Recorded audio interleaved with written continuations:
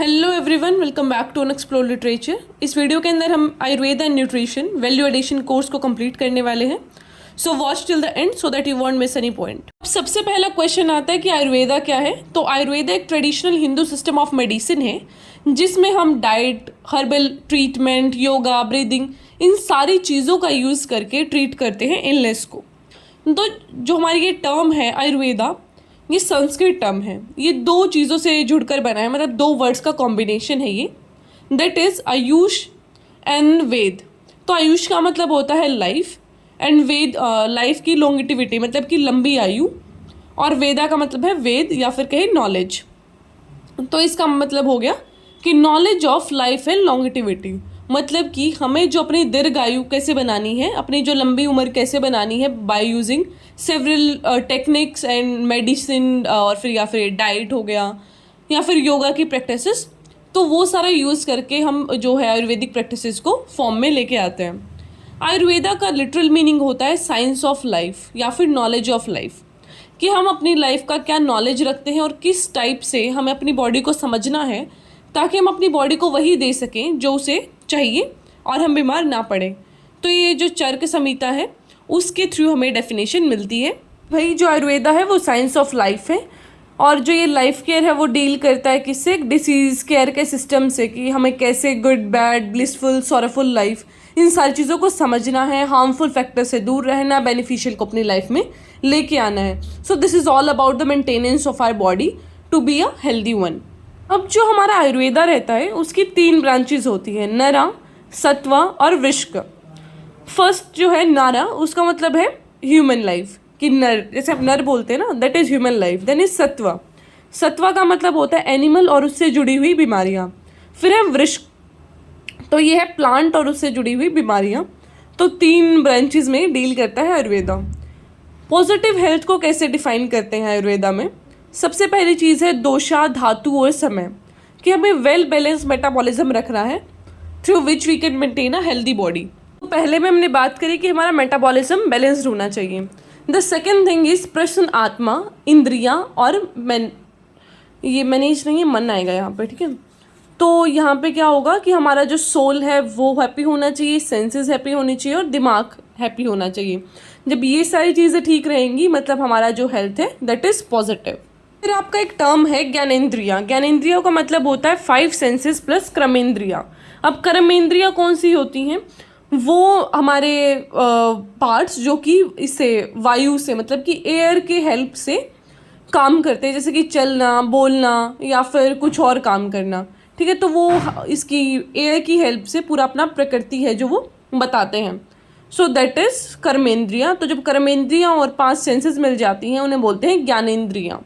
अब हम बात करते हैं कि भाई आयुर्वेदा ने क्या डेफिनेशन दे रखी है हेल्थ की। तो जो पीरियड था 1200 BC से लेके 600 BC तक, तो सुश्रुता एक बहुत ही ग्रेट सर्जन और टीचर रहे हैं आयुर्वेदा के अंदर। तो वो हेल्थ को डिफाइन करते हुए बोलते हैं कि हेल्थ ना एक स्टेट ऑफ इक्विलिब्रियम होता है ऑफ 3 दोषा, मतलब कि जो हमारी फंडामेंटल फिजियोलॉजी रहती है बॉडी की, उसका एक इक्विलिब्रियम, फिर अग्नि का, फिर धातु का, ये जो सारी चीज़ों का जब इक्विलिब्रियम बन के रहता है ना, त्रिदोषा मैंने बता दिया साइकोलॉजिकल बॉडी, फिर अग्नि होता है मेटाबॉलिकल और डाइजेस्टिव प्रोसेसेस, और धातु होता है बॉडी टिश्यूज़। जब ये सारी चीज़ें इक्विलिब्रियम में रहेंगी, ना कम ना ज़्यादा, ना अच्छा ना बिल्कुल एक्स्ट्रा फंक्शनिंग ना कम फंक्शनिंग, एक न्यूट्रल सा एक इक्विलिब्रियम में रहना, that will maintain a good life and a happy health, ठीक है। तो वो सारी चीज़ें ही हमें एक हेल्दी पर्सन डिफाइन करती हैं अकॉर्डिंग टू सुश्रुता या फिर कहें अकॉर्डिंग टू आयुर्वेदा। फिर हमारा अगला जो टर्म आता है दैट इज़ न्यूट्रिएंट्स। न्यूट्रिएंट्स क्या होते हैं? केमिकल सब्सटेंस जो कि हर एक लिविंग बीइंग के अंदर मिलेंगे, हर एक लिविंग थिंग के अंदर मिलेंगे जो कि अर्थ पर है। जब न्यूट्रिएंट्स टूटते हैं हमारी बॉडी के अंदर तो वो बॉडी को एनर्जी देते हैं, और हर एक जो प्रोसेस रहती है एक ऑर्गेनिज्म के अंदर उसमें हेल्पफुल होते हैं, जैसे कि ग्रोथ हो गया, बॉडी का रिपेयरिंग हो गया, हीलिंग, मेंटेनेंस ऑफ लाइफ, जैसे कि ब्रीदिंग। और ये ऐसा नहीं है कि सिर्फ एनिमल्स के अंदर ही होते हैं या फिर ह्यूमन बीइंग के अंदर ही होते हैं, this are also in plants. Plants में भी रहते हैं, जिसमें वो जो प्लांट्स रहते हैं वो कैसे एब्जॉर्ब करते हैं, पूरा सॉइल से करते हैं, वाटर से करते हैं, ऐसे उन्हें सारे न्यूट्रिएंट्स मिलते हैं। कुछ एक्सटर्नल रहते हैं, जैसे कि हम खाद वाद डालते हैं उससे मिलेंगे उन्हें, या फिर हम पेस्टिसाइड्स डालते हैं तो वो सारी अलग अलग चीज़ें होती हैं जिनसे उन्हें न्यूट्रिएंट्स मिलते हैं। कुछ ज़्यादा मात्रा में चाहिए होते हैं उनको और कुछ चाहिए होते हैं उनको कम मात्रा में, जो कि हम आगे डिस्कस करने वाले हैं। तो ये हमारे दो टाइप के न्यूट्रिएंट्स हैं, मैक्रोन्यूट्रिएंट्स एंड माइक्रोन्यूट्रिएंट्स। पहले मैक्रोन्यूट्रिएंट्स को देख लेते हैं एक बार। तो मैक्रोन्यूट्रिएंट्स वो न्यूट्रिएंट्स होते हैं जो लार्ज अमाउंट में चाहिए होते हैं, जैसे कि protein, fat, fibre, water, carbohydrates, ये सारे हो गए मैक्रोन्यूट्रिएंट्स। तो cereals, legumes, meat, fish, yam, इस सारी चीज़ों में क्या रहता है, मैक्रोन्यूट्रिएंट्स बहुत ज़्यादा रहता है। फिर जो मैक्रोन्यूट्रिएंट्स होते हैं वो कंट्रीब्यूट करते हैं for the bulk energy needed in the metabolic system. जो हमारे मेटाबॉलिक सिस्टम में बहुत ज़्यादा एनर्जी की ज़रूरत होती है ना फूड को तोड़ने के लिए, उसमें मैक्रोन्यूट्रिएंट्स काम आते हैं। देन टॉकिंग अबाउट माइक्रोन्यूट्रिएंट्स, तो ये वो न्यूट्रिएंट्स होते हैं जो हमारी बॉडी में ऑलरेडी प्रेजेंट रहते हैं और छोटी अमाउंट में चाहिए होते हैं, जैसे कि फाइटोकेमिकल्स एंड एंटीऑक्सीडेंट्स या फिर विटामिन या फिर सर्टेन कोई मिनरल, इनको बोलते हैं micronutrients. Mainly vegetables, fruits, eggs, green leafy vegetables, इन सारी चीज़ों से ही मिलते हैं। This micronutrients help various functions, जैसे कि बॉडी ग्रोथ में, डिजीज़ को रोकने में, तो ये उन चीज़ों में हेल्प करते हैं हमारी बॉडी को। न्यूट्रिएंट्स के बाद आते हैं फैट्स। फैट्स तीन टाइप के रहते हैं, सेचूरेटेड, अनसेचूरेटेड और ट्रांस फैट। सेचूरेटेड में क्या रहता है, डबल बॉन्ड नहीं रहता। जब भी हम केमिकल एक स्ट्रक्चर की बात करते हैं फैटी एसिड्स की, तो सेचूरेटेड फैटी एसिड्स में सिंगल बॉन्ड रहता है, स्ट्रेट स्ट्रक्चर रहता है, सॉलिड फॉर्म में ही रहते हैं, मतलब सॉलिड टेम्परेचर पे ही रहते हैं, जैसे कि रेड मीट हो गया, चीज़ प्रोडक्ट हो गए या फिर कोकोनट ऑयल। फिर आते हैं ट्रांस। ट्रांस में क्या रह सकता है, वन या फिर मोर डबल बॉन्ड्स हो सकते हैं उनके ट्रांस कॉन्फ़िगरेशन में। स्ट्रेट स्ट्रक्चर रहता है वैसे इनका, और सेमी सॉलिड, सॉलिड टेम्परेचर पे भी ये रह सकते हैं।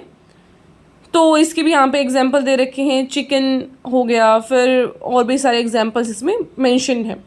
Then is unsaturated. अनसेचूरेटेड में इसमें दो बता रखे हैं, first is mono unsaturated and the second is poly unsaturated. तो मोनो में क्या रहेगा, एक डबल बॉन्ड रहेगा इन दिस 6 कॉन्फ़िगरेशन, एंड इसका थोड़ा सा हेलिकल टाइप का, हेलिकल तो नहीं रहेगा, बेंडेड टाइप स्ट्रक्चर रहेगा। लिक्विड टेम्परेचर पे ये, मतलब लिक्विड है, रहेंगे एट द रूम टेम्परेचर। जो पहले वाले थे वो सॉलिड या फिर सेमी सॉलिड रहते थे रूम टेम्परेचर पे, और सेचूरेटेड रहते थे सॉलिड रूम टेम्परेचर पे, और जो ये वाले हैं मोनोसेचूरेटेड वो लिक्विड होते हैं रूम टेम्परेचर पे, जैसे कि ऑलिव ऑयल, कोकोनट ऑयल। फिर है पॉली अनसेचूरेटेड। पॉली अनसेचूरेटेड में क्या रहते हैं, मल्टीपल डबल बॉन्ड्स रहते हैं इन दिस सेचूरेशन। तो ये सी शेप जो कॉन्फ़िगरेशन बना हुआ है उसमें मल्टीपल बॉन्ड्स रहेंगे, एंड लिक्विड रहेगा ये भी रूम टेम्परेचर पे। तो इसके भी हमें बहुत सारे एग्जांपल देखने को मिल सकते हैं, ऑयल्स में ही आएंगे, सनफ्लावर ऑयल हो गया जैसे कि, तो ये सारी चीज़ें हमें देखने को मिलती है। फिर इसके जो रिकमेंडेशंस है कि इतना लेना चाहिए नहीं लेना चाहिए, तो बेसिकली जब आप फैटी एसिड ज़्यादा लेंगे तो हेल्थ रिस्क आपके बढ़ते हैं, इससे आपको हार्ट डिसीज़ होती हैं। देन इज़ कि बेसिकली जो फैट पे जमा हो जाता है तो आपकी वेन्स में वो हार्ट ब्लॉकेज का ही चीज़ रहता है कि वेन्स प्रॉपर तरीके से ब्लड सप्लाई नहीं कर पाती, फिर वो ब्लॉकेज हो जाता है, and then it leads to heart failure. So you have to avoid this fatty acids in a large amount, जिससे कि आपकी बॉडी हेल्दी रहे और आप इन चीज़ों को मेंटेन कर पाएँ। जो न्यूट्रिएंट्स हैं वो बहुत ज़्यादा सेंट्रल रोल है जो वो प्ले करते हैं आयुर्वेदिक लिविंग के अंदर। जो आयुर्वेद है वो बेसिकली दो चीज़ पे ही एम्फेसिस करता है, एक रहता है आपका आहार, दैट इज़ डाइट, एंड अन्न, कि आप किस टाइप का फूड खा रहे हैं जिसकी आपकी लाइफ, हेल्थ और वेलनेस रहेगी। जो हेल्दी और होलसम फूड है वो नरिश करता है हमारे माइंड को, बॉडी को, सोल को। तो 3 पिलर बताए गए हैं लाइफ के। द फर्स्ट इज़ आहार, जो कि मील आप कैसा ले रहे हैं। देन इज़ निद्रा, कि आप स्लीप पैटर्न कैसा है आपका। देन इज़ ब्रह्मचार्य, कि आपका मोरल कंडक्ट ऑफ लाइफ कैसा है। इन 3 चीज़ों को अगर आप मेंटेन करते हैं then you follow a proper Ayurvedic structure of life, और आपका बॉडी भी हेल्दी रहेगा। And these are the 3 pillars of life. फिर हमारा नेक्स्ट टर्म आता है प्रकृति। प्रकृति का मतलब होता है जो इनहेरेंट नेचर रहता है ना इंसान का, कि at the time of birth जो कि डिटरमाइन किया जाता है, फिर बाद में चेंज नहीं होता। तो आयुर्वेदा ब्रॉडली क्लासीफाई करता है ह्यूमन नेचर को 2 टाइप में, एक होता है मेंटल नेचर, एक होता है फिजिकल नेचर। तो 7 टाइप की शारीरिक प्रकृति बताई गई है, मतलब इंसान का बॉडी स्ट्रक्चर कैसा रहेगा। पहली है वता प्रकृति, दूसरी है पिता, देन इज कफा, फिर इज वता पिता, फिर है पता कफा, देन इज कफा, वता, देन इज त्रिदोषा। तो ये जो सारी हैं दीज आर द शारीरिक प्रकृति, कि इंसान का बॉडी स्ट्रक्चर कैसा रहेगा, हाइट वेट कैसा रहेगा, वो सारी चीज़ें डिटरमाइन की जाती हैं थ्रू द प्रकृति। ये जो हमारा प्रकृति रहता है इसका लिटरल मीनिंग होता है कि हम कैसे नेचर से कॉन्स्टिट्यूट करते हैं चीज़ों को। तो इट कंसिस्ट ऑफ त्रिदोषा। तो इसमें 3 दोषों जो त्रिदोषा है उसका एक नेचर रहता है, दैट इज वता, पिता एंड कफा। तो जो ये 3 स्ट्राइकिंग कॉन्स्टिट्यूट करती हैं प्रकृति, मतलब कि एक तो वता हो सकती है आपकी, या फिर पिता, या फिर कफा, या फिर इनका सेट, कि भाई वता पिता हो गई, पिता कफा हो गई। इनसे ही आपके फिर अलग अलग सेट बनते आ जाते हैं जो कि आपके बॉडी और माइंड की कॉन्फ़िगरेशन को फिर डिटरमाइन करेंगे। तो जो आयुर्वेदिक डॉक्टर्स हैं वो आदमी की डिसीज़ पहचानने के लिए इनका यूज़ करते हैं।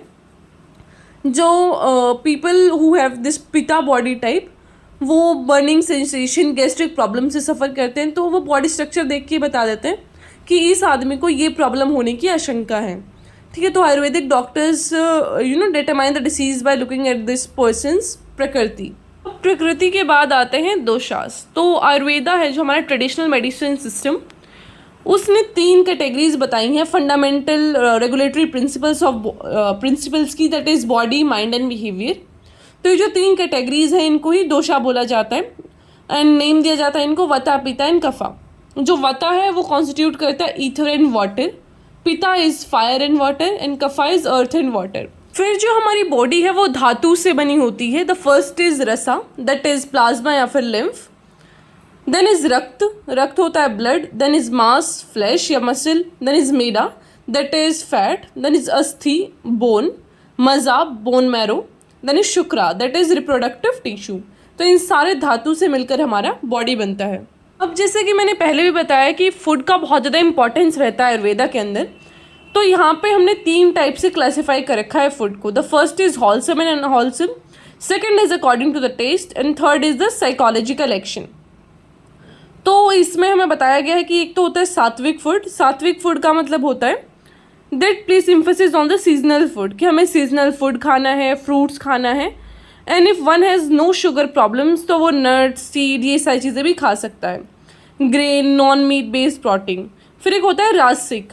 राजसिक में हम क्या करते हैं, it is such a diet जिसमें सॉल्टी और स्पाइसी फूड इंक्लूड होता है। Apart from this bitter and dry ingredients, तो बीटर और ड्राई इंग्रीडियंट्स का ये यूज़ नहीं करते। Such foods and drinks stimulate, तो ये जो सारे फूड्स हैं वो हमारे दिमाग को ऐसा स्टिमुलेट करते हैं, बहुत सारी एनर्जी देते हैं ह्यूमन बींग्स को। Then is tamasic food. Tamasic food में होता है meat, fish, onion, garlic, mushroom, over ripe, under ripe fruits और वेजिटेबल्स। तो ये थे हमारी क्लासिफिकेशन ऑफ फूड्स, जो कि ऐसा इंपॉर्टेंट भी है और आपके एग्जाम में भी आ सकता है कि how the food is classified in Ayurveda. आप इस पिक्चर से भी समझ सकते हैं कि सात्विक फूड में तो क्या रहता है, फ्रेश और होलसम जूसी चीज़ें, फ्रेशली कुक्ड, लाइटली, और एक सीजन फ्रूट रहेगा, तो वो सात्विक रहता है नेचर में। एंड जो सात्विक फूड है वो लिविंग फूड होता है, एनर्जी होती है उसके साथ में, and it is fruit straight from nature. कोई ऐसा मतलब ह्यूमन इंटरफेरेंस नहीं रहता है इसके अंदर। Then is rajasic food. Rajasic food are too bitter, too sour, salty. ठीक है, तो इस तरीके से ऐसा हॉट एंड स्पाइसी रहेगा ये। आप पिक्चर से भी अंदाज़ा लगा सकते हैं इसका। And this rajasic food include food या फिर जो एक्स्ट्रा फ्लेवरिंग और स्पाइसी वाले फूड होते हैं। तामसिक का मैंने पहले बताया था कि foods that are stale, rotten and foul, तो ये तामसिक नेचर में आते हैं। अब आपने ये कहते हुए बहुत लोगों को सुना होगा कि इसके साथ ये चीज़ नहीं खानी चाहिए, दूध के साथ दही मत खाओ, ऐसी ऐसी चीज़ें। ठीक है, तो ये क्या रहती हैं, इनकम्पैटिबल फूड्स, कि भाई अगर ये एक दूसरे के साथ खाए गए ना तो ये कुछ ना कुछ बॉडी में रिएक्शन कर देंगे, प्रॉब्लम कर सकते हैं। तो वो कौन कौन से कॉम्बिनेशन है, तो जो मिल्क है that is incompatible with banana, cherries, melon, sour fruit, fish, khichdi, meat, yogurt और ब्रेड। तो इनके साथ नहीं खाना चाहिए ब्रेड, क्योंकि इससे बनता है इसलिए। तो हॉट ड्रिंक्स में क्या रहता है, जो हॉट ड्रिंक्स है वो मैंगो के साथ, चीज़ के साथ, फिश, मीट, स्टार्च और योगर्ट के साथ नहीं खानी चाहिए, मतलब ऐसा पीना चाहिए। Then is beans. बीन्स को फ्रूट के साथ, चीज़ के साथ, एग्स, फिश, मिल्क, योगर्ट के साथ नहीं खाना चाहिए। एग्स को फ्रूट के साथ, melon, bean, cheese, fish, khichdi, milk, meat, yogurt के साथ नहीं खाना चाहिए। रेडिश को बनाना, रेजिन्स और मिल्क के साथ नहीं खाना चाहिए। और लेमन को मिल्क, टोमेटो और योगर्ट के साथ नहीं खाना चाहिए। Then is yogurt, yogurt is incompatible with fruit, cheese, egg, fish, hot drinks, meat, milk. ये जो सारी चीज़ें हैं इनके कॉम्बिनेशंस को आपको अवॉइड करना चाहिए फॉर अ हेल्दी लाइफस्टाइल, क्योंकि आपकी बॉडी में ये सारी चीज़ें इनकम्पैटिबल रहती हैं and this should not be taken साथ में।